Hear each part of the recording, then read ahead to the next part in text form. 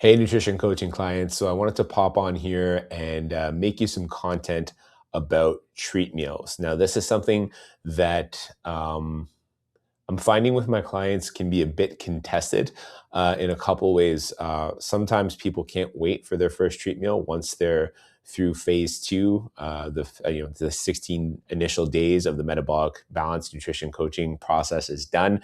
They're like aching for that treat meal and they're sort of fixated on it through the 16 days. And the other sect of people that I think I want to mention are the people who, let's say, don't see a need for a treat meal. They are doing so well through their first couple of phases of the metabolic balance program that they want to keep treat meals out to keep their progress going. Now, listen, I understand both of these points of view. I'm a food guy.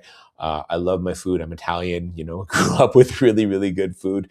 And I completely understand the idea of really wanting that treat meal just to be able to kind of indulge and enjoy your life a little bit.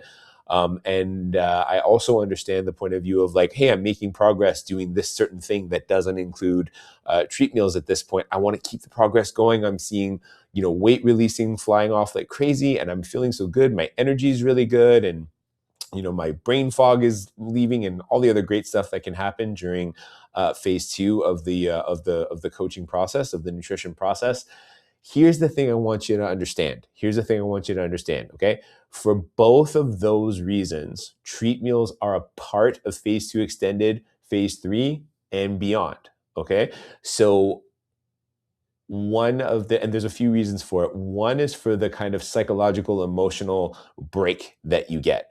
It's important to enjoy life. And that's one of the things that attracted me as a coach and as a participant to the Metabolic Balance Coaching Program is that the program talks about eating for life. And if eating for life excludes enjoyment, it's not eating for life. It's not going to be sustainable. There are people out there who can eat like robots, eat purely as fuel. They're few and far between. If you think you are one, the likelihood is that's going to go so far, and then you're going to snap and relieve yourself excessively, leading to not stellar results on the coaching program. I would encourage you, once you're in phase two extended, to give yourself a treat meal, all right, once a week as prescribed, so that you can enjoy your life. And furthermore, for those of you out there who think that you want to keep going in pure phase two because you're doing so well, so good for you for doing well. I had no doubt, and I'm glad to see it.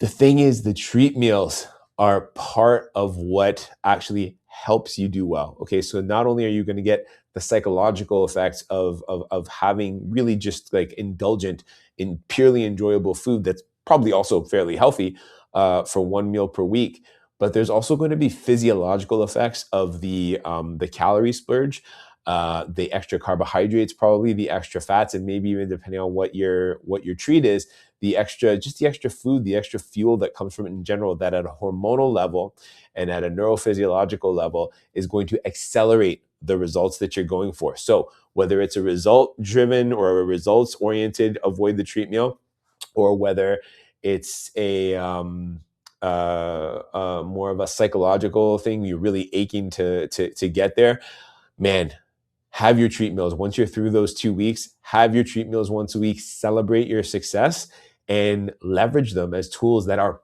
that's prescribed to you in your metabolic balance nutrition plan, to have those treat meals as part of the process of your success. So treat meals for success.